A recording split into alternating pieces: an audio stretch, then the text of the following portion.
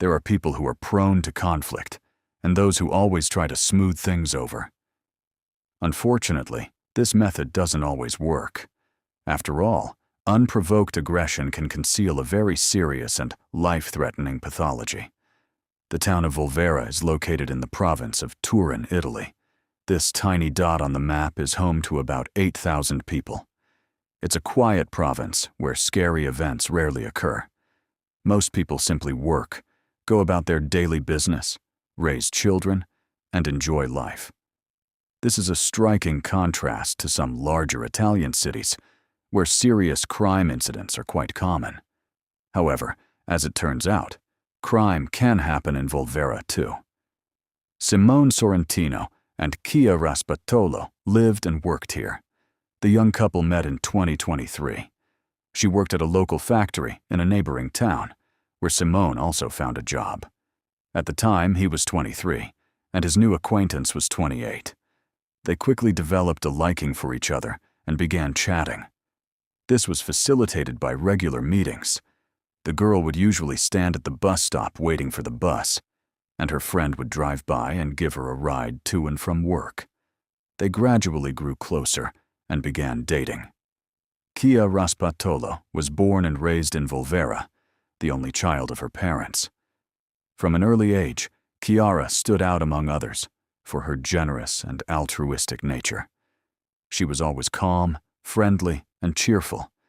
She was also very reserved, so she didn't give in to anger.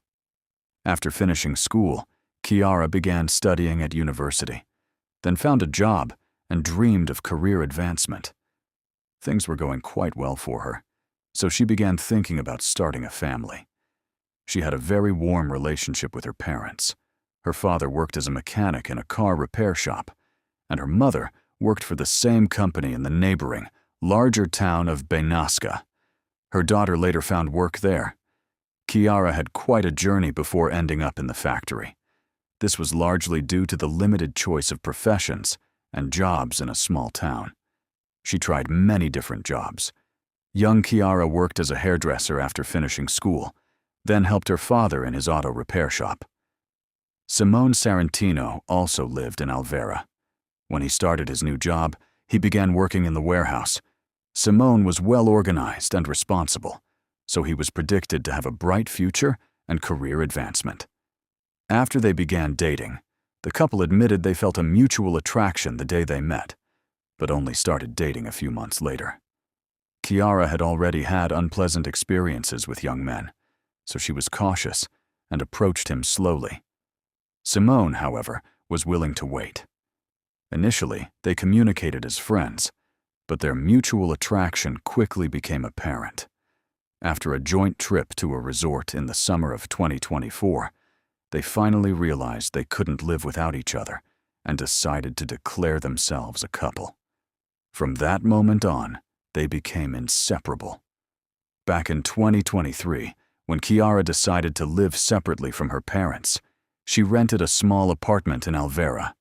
It was located in a large farmhouse, the owner of which divided the individual rooms into apartments. After that, the woman began renting out her property. The residents were generally quiet and pleasant, and new tenants were rare. While the two young people were able to make a living there, making plans for the future proved impossible. The apartment was too small to accommodate the large family and children Chiara dreamed of. Realizing that Chiara and her new boyfriend needed something more spacious, the couple began looking for another place to live and found a suitable option. The new apartment was located in the same town, near where Chiara's grandmother had once lived. The place seemed special to her, full of childhood memories for both Chiara's parents and herself, so she was thrilled with the idea. The move seemed very symbolic. In early 2025, a man named Andrea Longo moved in next door to the young couple. At that time, the man was 34 years old. He was tall and powerfully built, and had been a bodybuilder his entire adult life, making him quite imposing. Andrea had been a poor student and had no career ambitions, so he couldn't count on a promising or lucrative job. For many years, the man worked as a truck driver, but soon decided to leave his hometown and move to Alvar. That's how he ended up in the Turin area and crossed paths with Chiara and Simone. He ended up in the apartment next door to the young lovers. Unemployed, the man lived on unemployment benefits and spent all his free time on sports and entertainment. He was quite reclusive, for example, hiding the fact that he had repeatedly come to the attention of the police. While not prone to cruelty or violence, Andrea had already received several minor convictions and even served a relatively short sentence. Andrea's charges included theft, disorderly conduct, and illegal possession of a weapon. Often, people with such a record try to keep a low profile and avoid revealing their past legal troubles. But Andrea was different. From the very first moment he interacted with his neighbors, the man displayed nasty personality traits. He was hot-tempered, aggressive, and irritated by absolutely everything. His problems began the very day he moved in. Andrea constantly complained about the noise, even though the couple had no children and didn't throw any loud parties. Their apartment was too small for such events. Moreover, they worked constantly and were only home in the evenings, usually going straight to bed. Despite the absurdity of his complaints and Andrea's displeasure, Chiara tried to keep her temper under control.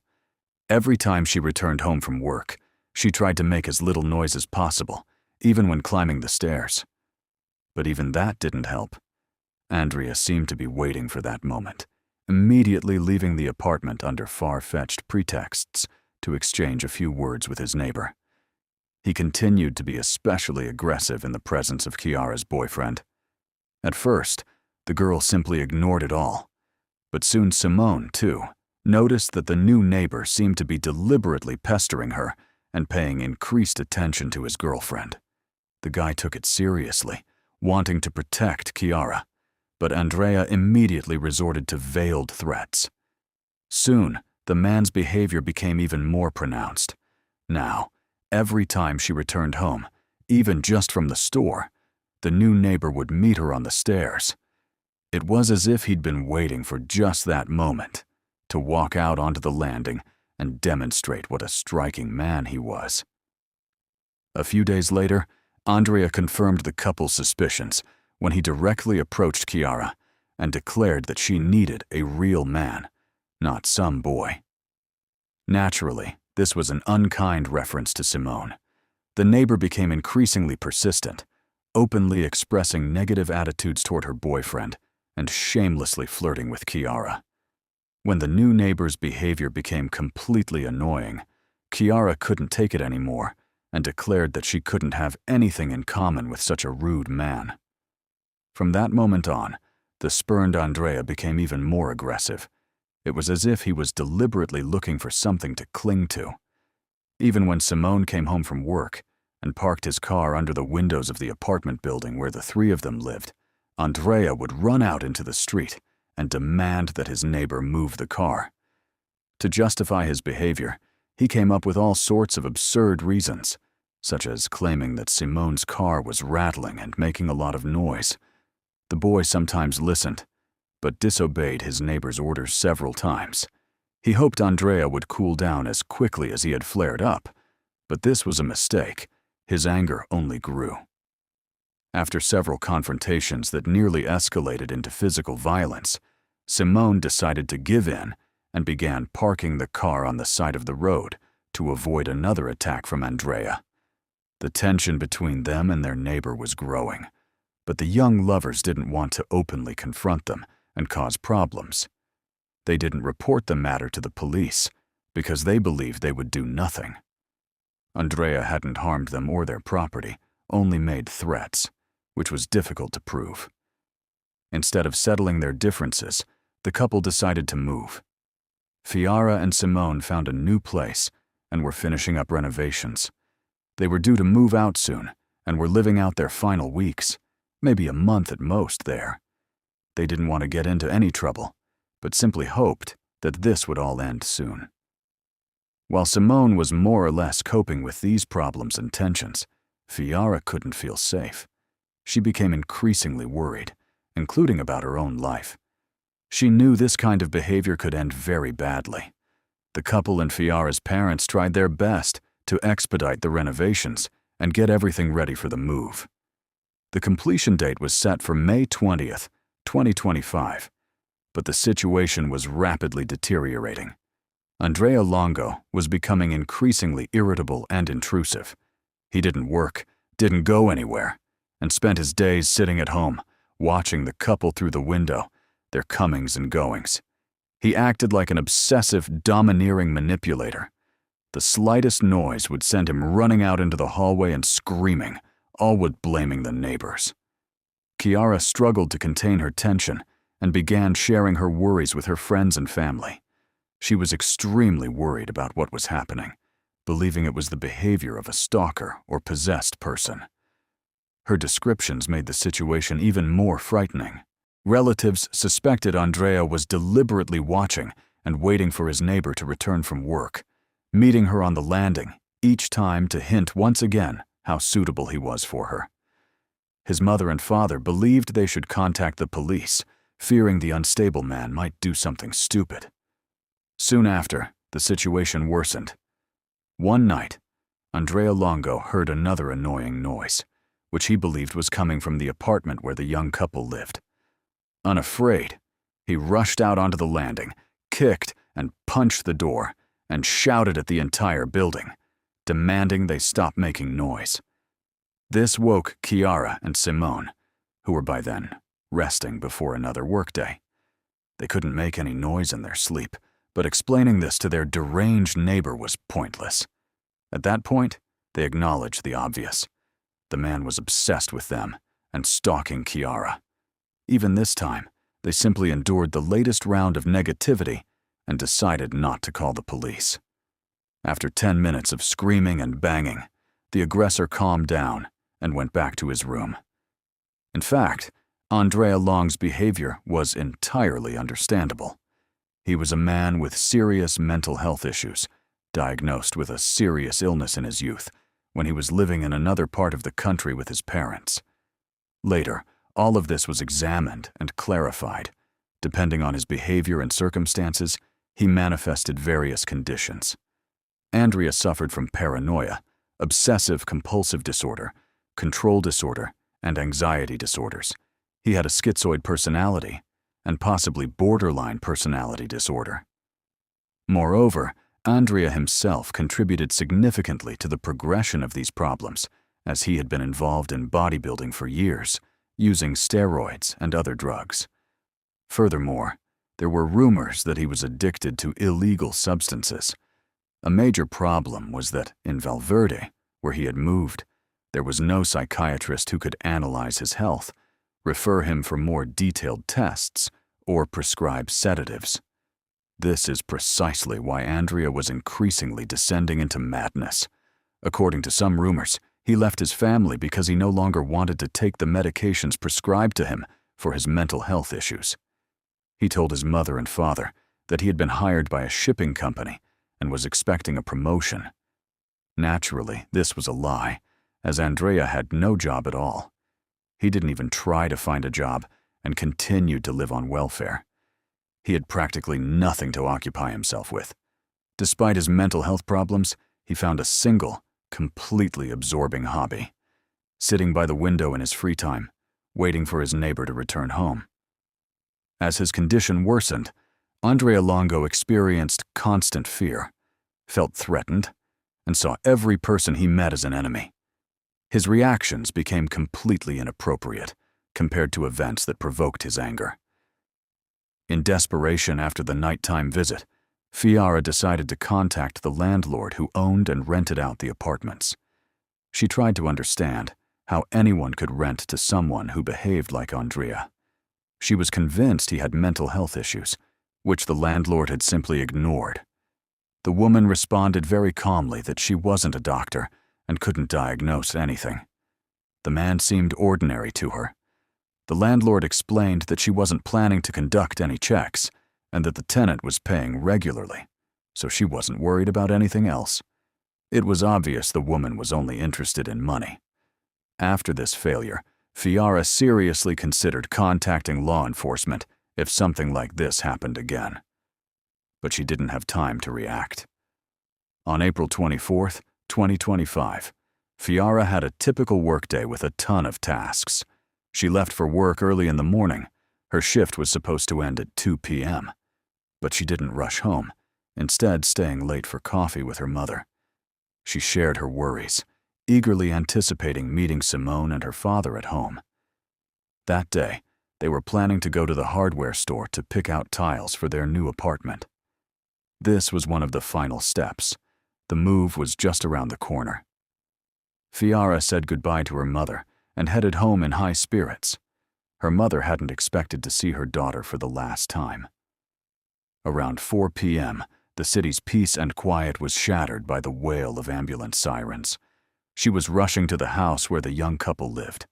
Andrea Longo had called the emergency services to report health issues. The man felt ill, he said, for no apparent reason. He told the dispatcher he was experiencing severe anxiety, chest tightness, and difficulty breathing. When paramedics arrived at the apartment, they immediately suggested he go to the emergency room for an examination, but he declined. Andrea insisted he simply needed oxygen. According to reports, the hospital offered to transport him 8 times, and Andrea Longo refused all 8 times. When doctors asked him about his health and any medical conditions, he claimed to be completely healthy. If you didn't know this man's true story, these words could easily be taken as truth. The man was very large and athletic, and his apartment was filled with numerous pieces of exercise equipment, which he used regularly. He seemed to lead a healthy lifestyle. Nothing in his daily life betrayed the mental health issues he was struggling with. However, after several attempts to understand what was happening to the bodybuilder, the man confessed. He said he had been taking sedatives 2 months prior, but claimed he did so to improve his sleep. Chiara and Simone were in a hardware store at the time. As planned, the couple was choosing tiles for their new apartment. After Andrea's condition was assessed, the doctor still couldn't figure out what was wrong. After being denied hospitalization, they gave him a sedative and simply left. Andrea tried to calm down until at least 7:50 p.m., when he heard footsteps in the courtyard. He saw Chiara and Simone heading toward their door. The events that followed were reconstructed from witnesses' accounts and evidence collected at the crime scene. Andrea, as usual, looked out the window. He saw Chiara and Simone heading up to their apartment. The couple didn't even notice Andrea Longo running up behind them. A bladed weapon was spotted in his hand. It wasn't a simple knife, but a diving knife with a 30-centimeter long, double-edged blade. A very effective tool, but this time, it was misused. Andrea's first punch landed on Simone's face. The attacker struck him at eye level. Miraculously, the young man didn't lose consciousness. He managed to grab Chiara and push her attacker away. Together, the lovers began climbing the stairs, hoping to escape to their apartment. But Andrea was much more athletic and well-trained.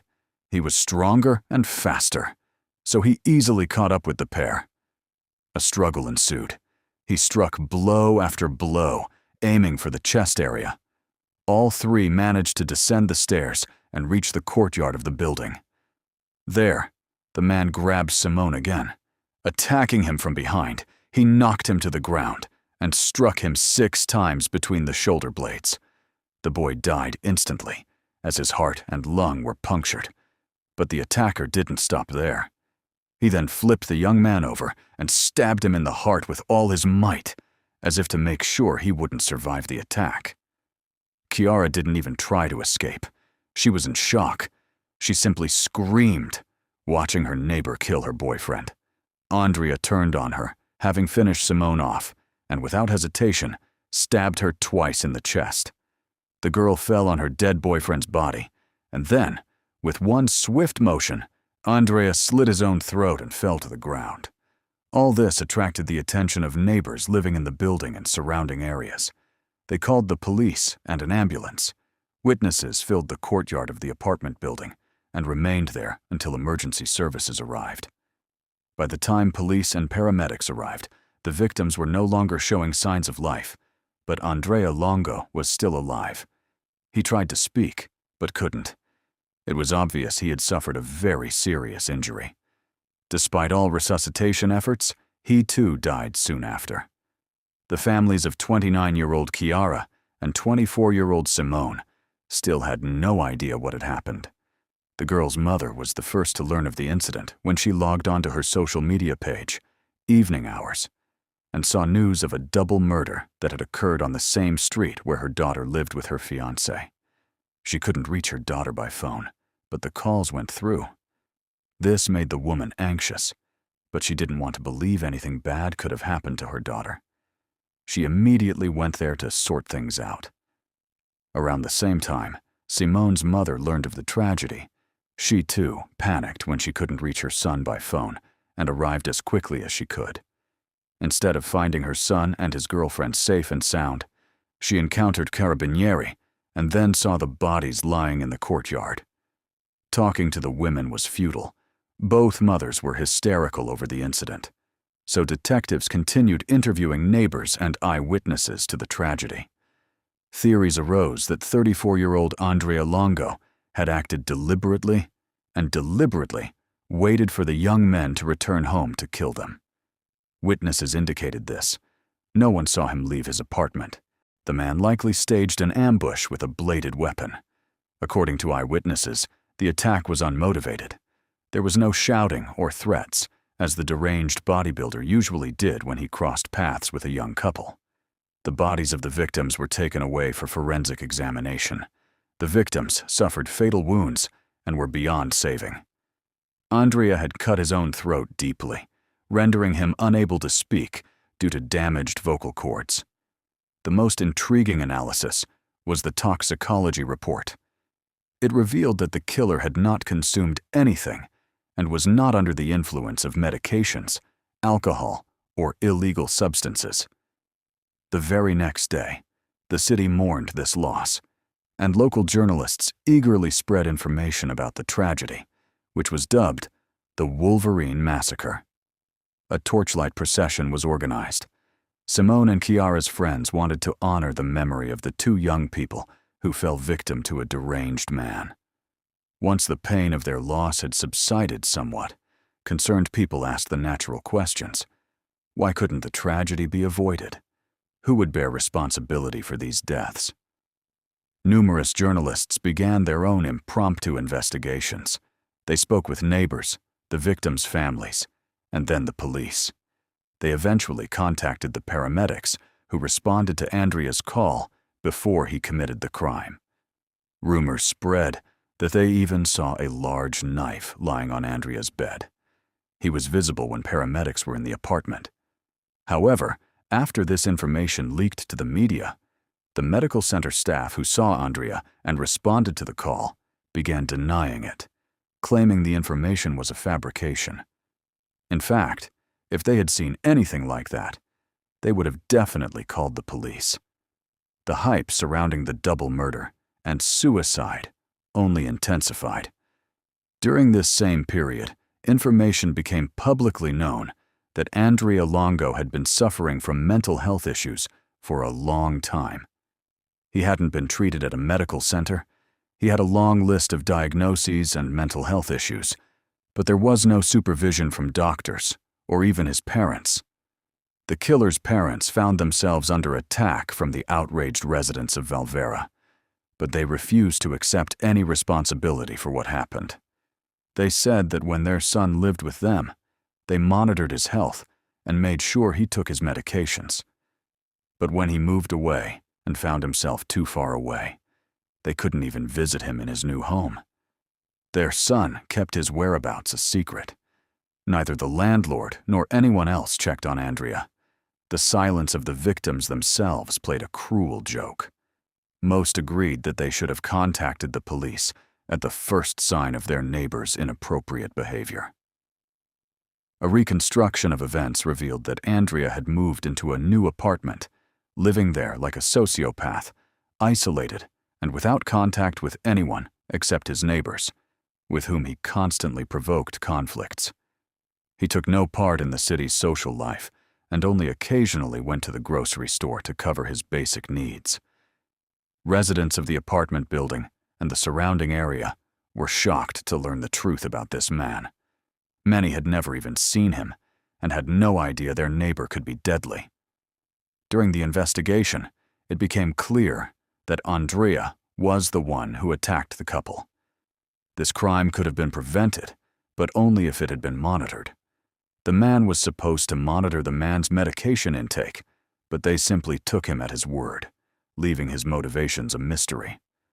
No sources of information, diaries, or notes he might have left before his death were found in the rented apartment.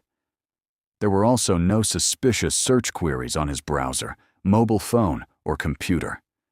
According to the official version, the man simply experienced an escalation of his mental state due to a combination of factors. He was constantly afraid, experienced unreasonable anger, and was frustrated by the Yara's refusal to meet with him. All of this combined led to the tragedy. There was a lot of negativity towards the medical service, which did not insist on hospitalizing Andrea, even though his condition resembled